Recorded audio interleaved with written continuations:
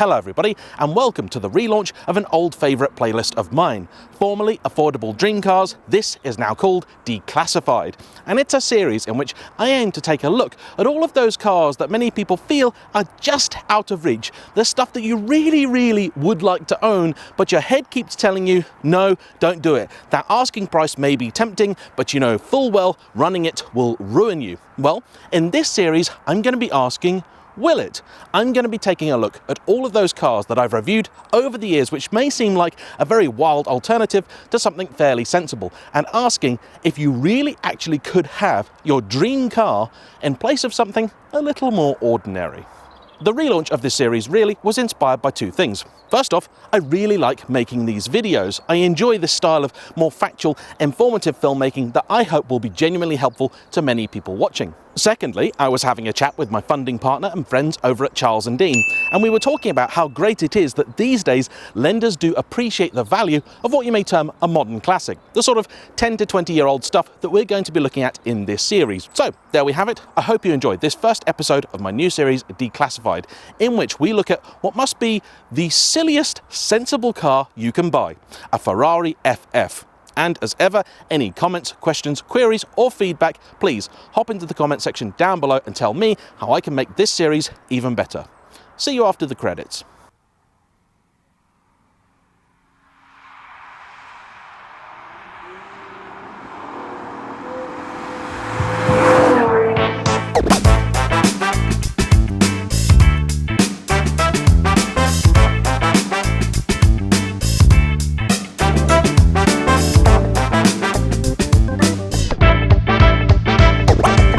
The Ferrari FF was introduced in 2011, replacing the old 612 Scaglietti and taking up the mantle of the latest in a long line of Ferrari's front-engined V12 four-seat Grand Tourers. I say four-seater rather than 2+2 because that's what these are. The Ferraris have always impressed me with how much room they give passengers in the rear. The FF was a clean break from the 612. It introduced a new chassis, a new engine, a new styling language, and technology never before seen on a road-going Ferrari. The shooting brake body not only gives this car a very distinctive profile, and I happen to think it's a good looking thing overall, though I know opinion is divided, it also gives your passengers in the rear a decent amount of space and an unusually large boot for a car in this class too. But the real technological development here was the introduction of an all-wheel drive system for the first time on any road-going or production Ferrari. It was a clever system too, because Ferrari did not want any of the compromises traditionally associated with an all-wheel drive system, so they developed their own from scratch, which, as we'll see later on, brought with it both benefits and drawbacks. The FF was in production until 2016, when it was replaced by the GTC4 Lusso, essentially an evolution of this platform. They have always been a relatively rare sight. Allegedly, only 2,291 examples were made worldwide. That might be in part due to their price. In keeping with many other four-seater Ferraris, they actually cost more than the two-seater many consider the flagship. This was £227,000 plus options. It is not unheard of for examples to have cost over £300,000 when new. But, as with every other Ferrari four-seater, in Britain they suffered brutal depreciation, so it didn't take long before they were worth half or even a third of their original price. At their lowest, these cost about £75,000, but today they've gone up a little bit, and now the price window you're looking at for an FF is between £85,000 and £135,000, with really good examples at about the 100 to 110 mark. I believe history is going to remember the FF and Lusso rather fondly, for several reasons. First off, even in the Ferrari catalogue, they are a very distinctive thing. They stand out thanks to their amazing combination of usability, practicality, technology, and drama. These are statement cars. They are genuinely four-seater Ferraris. They give you the thrill, but they can also be used every single day. And while £300,000 may sound like a lot of money, because it is, it's also a lot less money than the car which has replaced them both, the all-new Ferrari FUV, the Puro-Sang, which, as rumour has it, is going to cost nearer £500,000 once optioned. I haven't seen a price list for that car yet, but let's be honest here, it's not going to be cheap, is it? And because of that, I think values of these are likely to remain strong, which is why, even though they aren't as cheap as they once were, I still think they could represent a fairly safe bet. After all, they're still rare, they've still got a V12 in them, they still sound amazing, and I don't think it's a stretch to say that in the minds of many, this is by far the more pure car. I know plenty of people out there who could afford the new Puro Sangue, but don't want one because they don't consider it a proper Ferrari. I'm sure it will be amazing in the way that all big, silly, ultra-powerful SUVs are, but for me, if I think Ferrari, this is more what I think of. And because these are cars made in such limited numbers, I think there's always going to be enough demand out there to keep the prices relatively buoyant.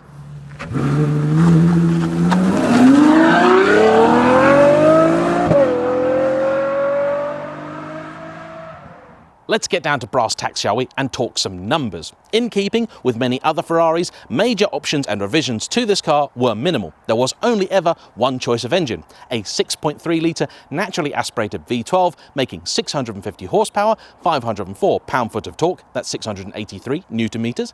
There was only one choice of gearbox, a 7-speed dual-clutch transmission, and though there were certainly plenty of options, none of them really affect the way that this car drives. Which is fine, because it drives brilliantly. If you haven't yet seen my review of this car, either my first one or my second, I'll put links to both of them in the description down below and at the end of the video. But safe to say, there is a very, very good reason why this is not just one of my favourite Ferraris, it's one of my favourite cars full stop. It's brilliant. Colour choice for the FF, thankfully, is excellent. When new, you could have essentially whatever colour you wanted, which means that today, in spite of low production numbers, you still have a good choice. A lot of people would prefer something more subtle, like this Grigio Silverstone, aiming to keep slightly under the radar. But a word of warning. It won't work. This is still a big V12 Ferrari. People know what it is, even when it's not making a noise.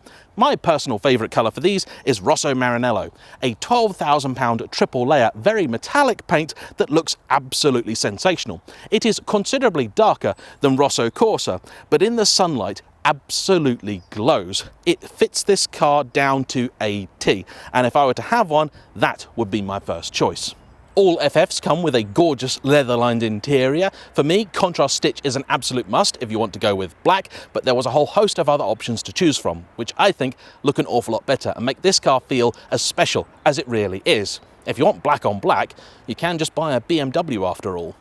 Semi-aniline leather was also available, which you don't tend to see on many Ferrari options lists, but I have sat in one of these with that and it didn't really feel as nice as, say, the semi-aniline in a Lexus. The standard leather is more than good enough. Now, as standard, all FFs got cruise control, or as Ferrari like to call it, the pit speed limiter, front and rear parking sensors, electrochromatic mirrors, and fully electric seats. Popular options include lots of carbon fibre for the interior, Daytona-style seats, TVs for the rear, an upgrade stereo, parking cameras, different wheels, and later FFs like this one saw the introduction of a panoramic roof option, which is very popular on the later Lusso, but reasonably rare here. I would say if you are going to have people in the back on a regular basis, that is well worth choosing, because although it's comfortable in there, it is a little on the cramped side for longer trips.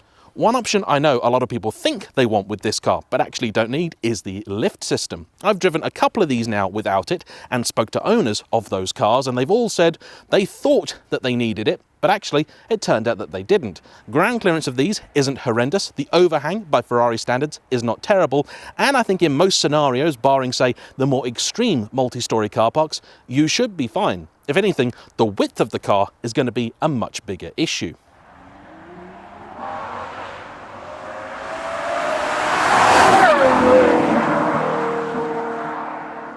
So let's take a look under this rather large bonnet. The engine bay of any Ferrari is always a special thing, and the FF is no exception.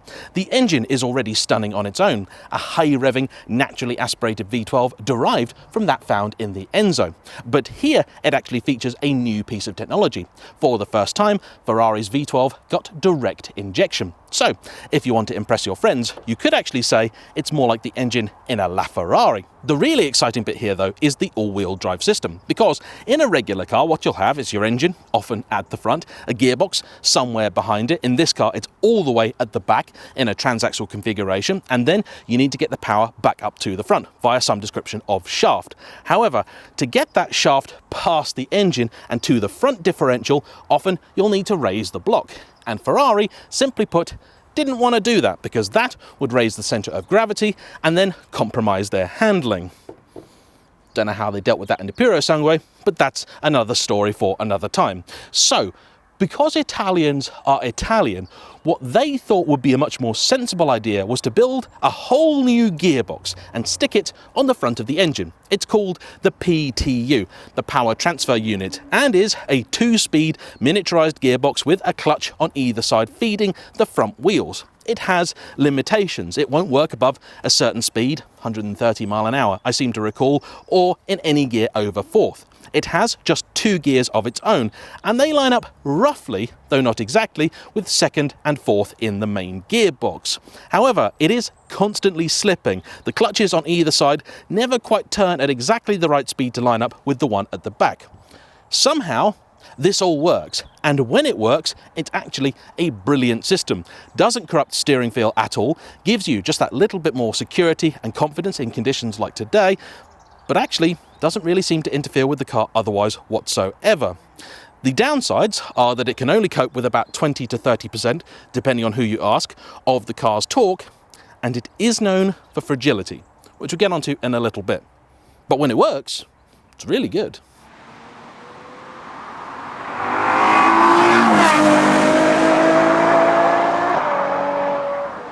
So then, what's it actually cost you to run an FF? Because I think that is what most people are interested in. I would appreciate your feedback, by the way, on the order that all this information has been presented to you, the depth that I've gone into each particular topic, whether you've actually found it entertaining to listen to. But finance, and of course, a word of note before I get onto that, I am not a finance specialist. That is Charles and Dean. We don't have a time machine, but I can tell you that at the present time, the financial market is in something of a state of flux. So please don't call them saying, James quoted me these numbers on an FF, I'd like those please. The numbers are tailored to you and to the market at the time. And what we've done here is try to take what we can best say is a reasonably representative example of the kind of person that buys this. So we've used a sort of a dummy finance proposal and using accurate numbers from the time, etc, etc. You get the idea. Anyway, right. I picked one of these in the classifieds at £115,000, which is towards the sort of pointier end of the spectrum at present. We put down a £15,000 deposit, which I think for that kind of car is reasonable. You really want, I would say, about 15% or so of the car's value. We have gone for a 48-month deal, a hire purchase with balloon at the end. So £15,000 deposit would make monthly payments of £1,250. The final payment is £75,000. Remember again, these are indicative numbers only. Insurance, well, again, that will be as unique as the individual. It's not going to be quite as bad as some other cars. I think the drivers of FFs have a better reputation than that of, say, a mid-engine Ferrari, but still, it is a fairly expensive car to run and also to repair. So, budget, I would say at least £1,000 to £2,000 a year for insurance, again, depending on where you are. If you do happen to have an FF already and you don't mind sharing, I'd love to hear from you in the comment section down below your personal circumstances, as relevant as they may be, and how much it costs you to insure.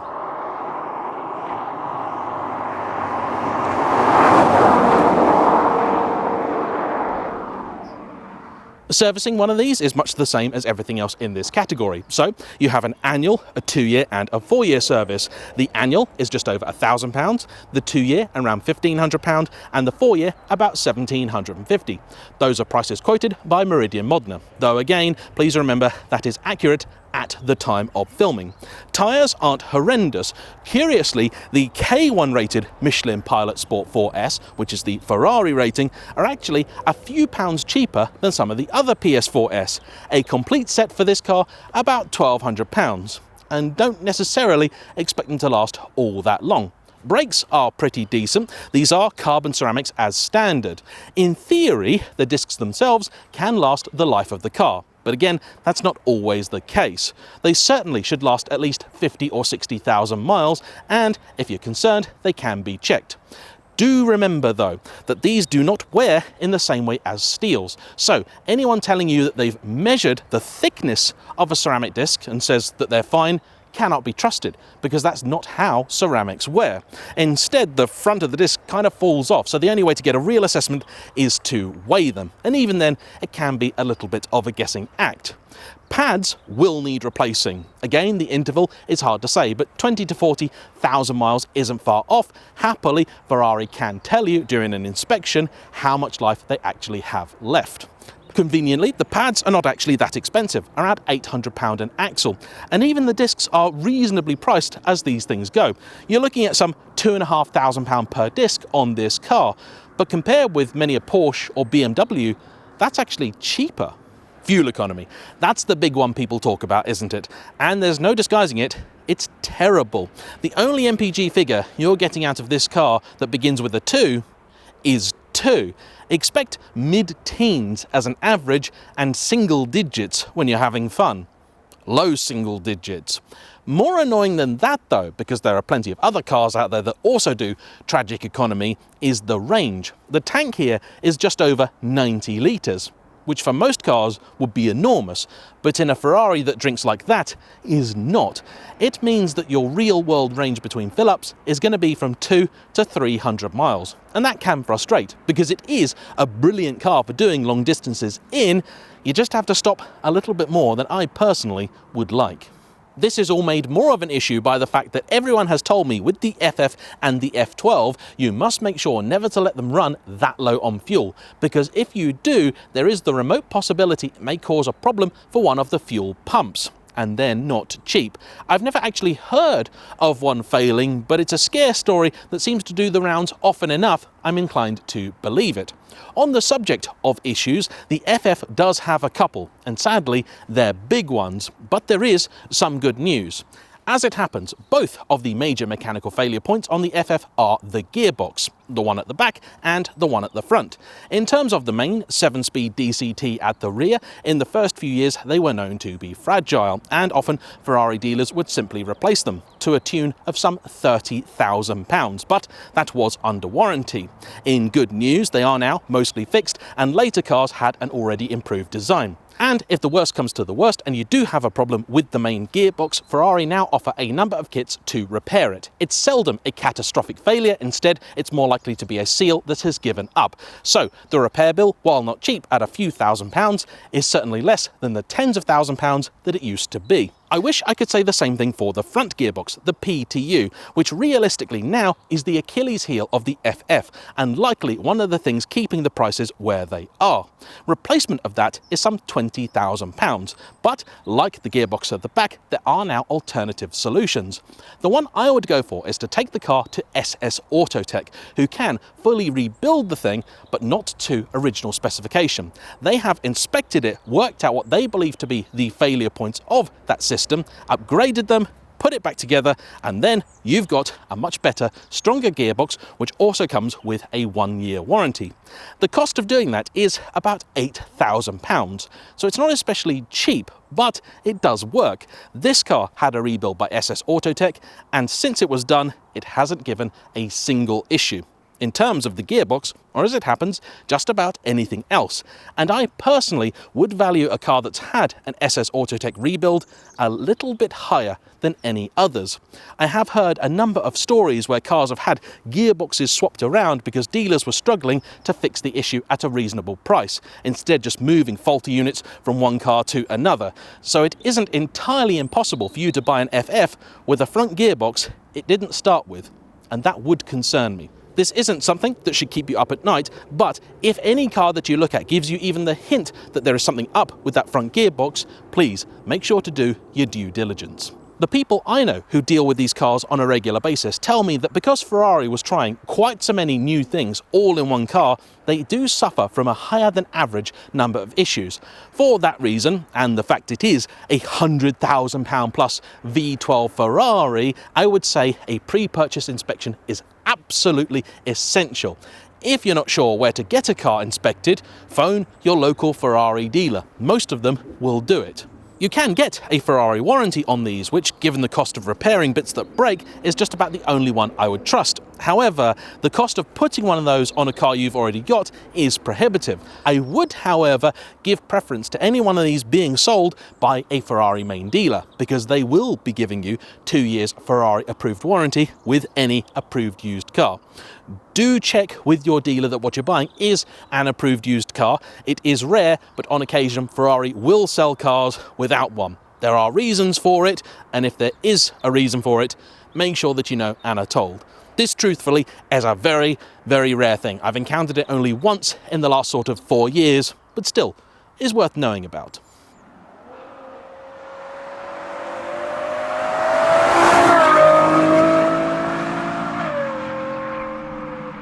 So that's a bit about running costs. What about livability? What's the car actually like to drive on a day-to-day basis, particularly for those who haven't experienced anything like this?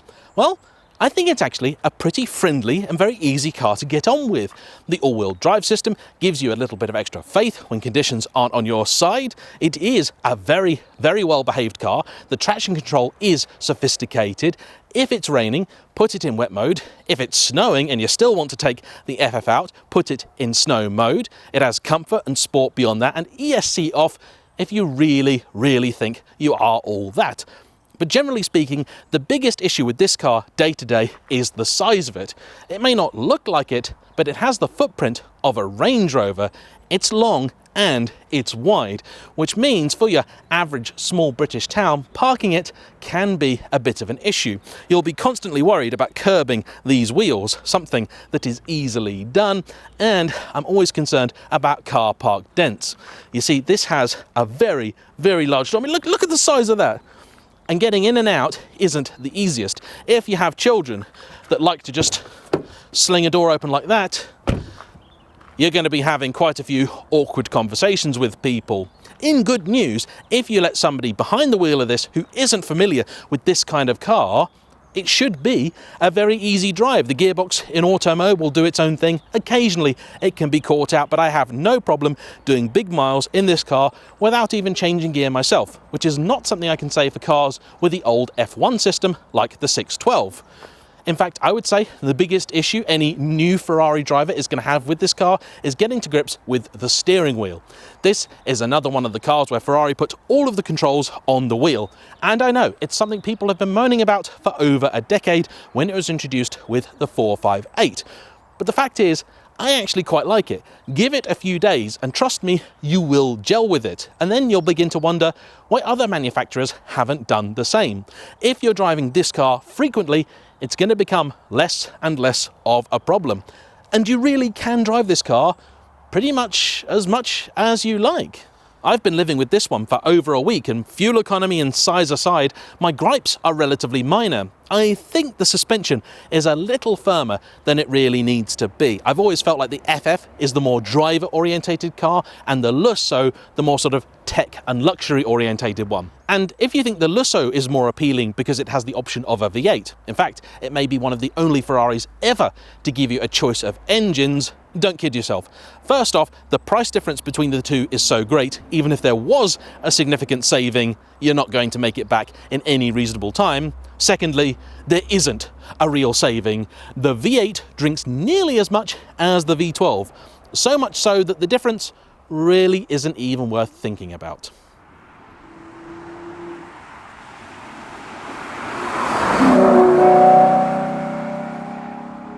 If you're an Apple user, later cars may be worth seeking out because they had an updated head unit with CarPlay available. Earlier ones had a pretty tragic infotainment unit, but in this one, DAB reception seems to be absolutely awful. I don't know why, it's not a Ferrari thing. Others do it just fine, but this is atrocious. But I expect for most people that's not a concern, because you'll be far more taken with the fact this really is an amazing car. It's essentially an F12 with 4-wheel drive and 4 seats. Sure, a little bit less power, but trust me, out there in the real world, you rarely notice it. And if anything, on a day like today, this will be quicker because you'll have more faith in it. So, who is the sort of person that this car would really suit? Well, I think it's ideal for the kind of person that maybe up until now has been driving a 911, Jaguar XK, an Aston Martin DB9 or DB11. They use those back seats for the little ones, but the little ones aren't quite so little anymore. They've grown up. You need something with 4 real seats, and this will do that. Particularly if you have been running an Aston Martin, you'll be fairly familiar with the kind of costs required to keep this sort of thing on the road. A DB9 or DB11 is going to be maybe a little cheaper in some ways, but again, the difference I think will be minimal. Compared with the 911, yeah, expect just about everything to be double or triple what you're used to. But if you don't do too many miles and you're happy with spending that amount of money, I personally think that it does bring enough extra experience to justify the added running costs. This is also the perfect kind of car for the couple that have decided they want to do the big road trip thing. It has more than ample space for 2 people to take away for a week or 2, or 4 people for the weekend. It's also an excellent pub car. You've heard of somewhere about an hour away, you want to go with a couple of friends? Great. Chuck them in the back, go to the pub, and enjoy. It is a car you can use pretty much every day in all but really the very worst of weather. Winter tyres and wheels are available for these, so they are something if you really wanted to, you could even take skiing. I don't know if anybody actually ever has taken one of these skiing, but given the fact you can even fold the rear seats down, it's not as daft an idea as it sounds. And I know there are still a bunch of people out there that just don't get the FF. They don't really understand what it's all about. It's just a weird, odd-looking Ferrari. But trust me, a few minutes behind the wheel in that glorious leather-lined cabin with that amazing view of that big bonnet out the front and that wailing V12 behind you will have even the most die-hard of naysayers convinced. Speaking of which, this car does not have a standard exhaust, it has a Novitec X-Pipe and back box. So if you want your FF to sound like this, that's what you have to do.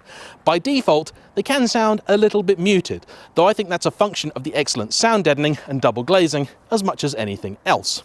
One thing I also want to do with this series is to try and provide you with a pair of alternatives to whatever it is that I'm looking at. One more sensible and one more silly. In terms of the silly, when you're already looking at an FF, that's tricky, but the sensible is easy. Get an Audi RS6. More doors, more space, better on fuel, easier to run, easier to buy. Going to cost you a similar amount for a current one, and it is a great car in very many ways, but also considerably less special. And I happen to think if you're going to own it for 3 or 4 years, likely to cost you just as much in depreciation as this will in running cost, fixing, etc., etc. In balance, I think this would actually cost you about the same. On the silly side, I'd be tempted to say something like an Aston Martin, but those don't have the rear seat capacity unless you're talking about a Rapide, and I haven't actually driven one of those yet. If someone's got one and they're happy for me to try it, please drop me a line. A more accurate competitor for this in terms of the wild stuff would be a Bentley Continental GT. Though it looks more of a coupe, it actually also has a very generous interior, a reasonable sized boot, and running costs that are similar to this with an equally desirable badge. To some, at least. The Bentley is certainly the more understated car. This will turn more heads. But my pick of the alternatives would have to be the Maserati Gran Turismo MC Stradale, the 4-seater one, of course. A wild, great-looking car that I think is even prettier than this, with an equally as exciting soundtrack courtesy of its Ferrari-built V8. Sure, not as quick, missing the all-wheel drive, but with 4 proper seats, and is something I think that will carry less of the stigma of a Ferrari. Sometimes that bothers people, sometimes it doesn't. I have to say, I've rarely encountered anything negative because I've been driving around in a Ferrari, but I know that's not the case for everyone, and the Maserati is certainly the cooler car. So, there we have it. That is the first episode of Declassified, and this is the Ferrari FF. I want to say a huge thank you to this car's owner, Nick, for lending it to me, and of course, as ever, to you for watching. Please hop into the comment section, tell me what I've missed out, what you appreciated, what you'd like to hear more of, Give me your feedback. I want to try and make this series as good as I possibly can. And if I've convinced you to take a look at one of these and you're in Britain, please give my friends at Charles and Dean a ring to see if they can finance it for you. Thanks for watching. See you for the next one. Bye bye.